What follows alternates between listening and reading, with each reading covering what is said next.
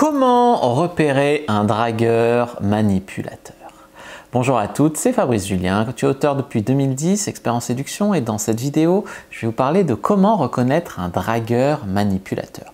Je ne parle pas ici d'un séducteur ou d'un dragueur au sens bien du terme, parce qu'il y a des mecs qui draguent de manière bienveillante, il y a des mecs qui séduisent de manière, voilà, pour faire le bien, pour être heureux, sans être un connard, sans mentir. Là, je vais vous parler du dragueur manipulateur, qui est un petit peu le dragueur un petit peu malsain, le dragueur qui ment, qui trompe, qui... voilà. Souvent, on fait un amalgame entre dragueur et ce genre de truc. C'est pas du tout le cas. Dragueur n'est pas égal à connard. Hein. Ça, c'est un truc à bien comprendre. Séducteur n'est pas égal à gros bâtard. Hein. Ça, il faut bien le comprendre. Allez, je vous explique comment reconnaître un dragueur manipulateur juste après ça. Mais avant de commencer, je vous offre un guide gratuit sur la séduction ainsi qu'une série de conseils gratuits eux aussi par email. Pour les recevoir, si vous êtes intéressé, c'est très simple. Cliquez sur le premier lien dans la description de la vidéo. Si vous êtes motivé, vous le trouverez.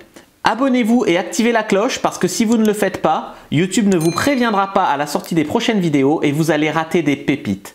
Mettez un like pour me faire savoir que vous pensez que cette vidéo est utile et pour que j'en fasse d'autres comme ça ou sur ce thème-là. Si vous pensez que ce contenu est utile, partagez-le en public ou en privé, je comprendrai. Vous pouvez aussi me laisser un commentaire, je les lis tous et j'y répondrai avec grand plaisir. Donc en 1, comment reconnaître un dragueur manipulateur? C'est un mec qui, si le sexe est impossible, va refuser de vous voir. Par exemple, il va vous envoyer un message, « Salut bébé, on se voit ce soir, machin. » Ah oui, si tu veux, au fait, je dois te prévenir, j'ai mes règles. Ah non, c'est bon, alors je vois mes potes ce soir. Voilà. En gros, un mec, si tu lui dis que le sexe n'est pas possible, il va te dire, c'est pas la peine, laisse tomber, tu vois. Alors, si vous êtes en mode plan cul ensemble, ça peut éventuellement se comprendre. Mais si c'est un mec qui vous plaît, qui vous fait miroiter un couple, etc., et que le mec, s'il n'y a pas de sexe, il vient pas, c'est pas une bonne attitude de couple, ça. Numéro 2, les amis, c'est que vous ne sortez jamais en public ensemble. C'est un mec qui va toujours vouloir vous voir chez vous ou chez lui. Jamais il va accepter d'aller faire des trucs de ciné, de resto, des trucs dehors, des trucs de couple, des trucs ensemble de couple. Il ne voudra pas faire ça et ça peut vraiment limiter la relation. Numéro 3, c'est un mec qui surveille toujours son téléphone comme un chien sur son os. C'est-à-dire qu'il va toujours, quand vous êtes là, il va faire ça. Vous ne regardez pas, sur la table c'est toujours face cachée, il ne va jamais aux toilettes sans prendre son téléphone, il ne va jamais à la salle de bain sans prendre son... Toujours, il cache son téléphone, il le surveille comme la prunelle de ses yeux. Et ça, c'est jamais très bon signe. C'est-à-dire au minimum qu'il y a des choses qu'il n'a pas envie que vous voyez. C'est peut-être pas des choses présentes. C'est peut-être pas qu'il vous trompe en ce moment, mais c'est peut-être que soit il vous a trompé, soit il drague un petit peu, il dragouille d'autres filles, soit voilà. Enfin, il y a forcément un truc pas clair.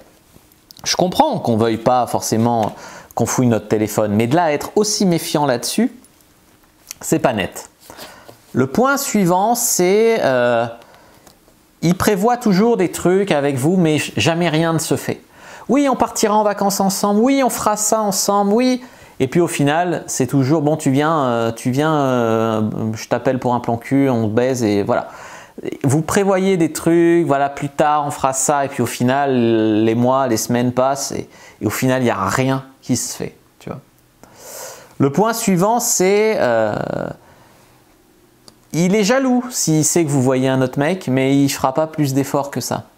C'est-à-dire que vous lui laissez entendre que s'il continue comme ça, vous verrez un autre mec, nanana. Il ne fera pas plus d'efforts et juste quand vous allez voir un autre mec, il va juste arrêter de vous voir. Hein. Faut pas voilà. Mais voilà, c'est pas un mec qui va se battre pour vous, c'est pas un mec qui va faire tout ça pour vous. Si il vous croise par hasard dans la rue, c'est un malaise, tu vois. Il sent qu'il ne vous voit pas chez lui, pas chez vous, en dehors, en public. Peut-être qu'il est avec des personnes qui ne devraient pas vous voir. Ou voilà. Si vous le croisez par hasard dans la rue, c'est pas le même. Je sais pas, il vous embrasse pas, peut-être même il vous snob, il ne fait semblant de pas vous voir. Ou en tout cas, s'il vous voit, c'est un malaise. C'est pas normal que si vous n'êtes pas que tous les deux dans un lieu clos, il n'assume pas, tu vois, la relation avec vous. Ça, c'est absolument anormal. Est-ce que c'est un mec qui est différent selon quand il est avec et sans vous. Par exemple, quand il est avec vous, bah, il est cool, il est sympa, il fait des câlins, il parle d'avenir, et puis dès que vous êtes à distance, il ne répond pas à vos téléphones, il répond pas au téléphone, il répond pas à vos messages, il est distant, il est froid, voilà. Si c'est pas le même quand vous êtes ensemble et à distance, alors on peut toujours être un peu différent, mais si ça passe du tout au tout quand vous êtes ensemble ou quand vous n'êtes pas ensemble, ben c'est pas bon signe non plus, hein. Est-ce que le sexe, il est généreux ou égoïste? Ça, c'est aussi une manière de faire la différence entre un dragueur sain et un dragueur malsain. Un dragueur sain, il peut avoir envie de se mettre en couple. Un dragueur sain, il peut avoir envie le bien des femmes. Par exemple, quand elle couche avec lui, qu'elle ne le regrette pas, qu'elles prennent le pied de leur vie, que voilà. C'est un dragueur sain, bienveillant. Un dragueur malsain, c'est un mec qui va te manipuler pour coucher avec toi, puis ça va être naze, ça va être égoïste, il va tirer son coup et c'est tout.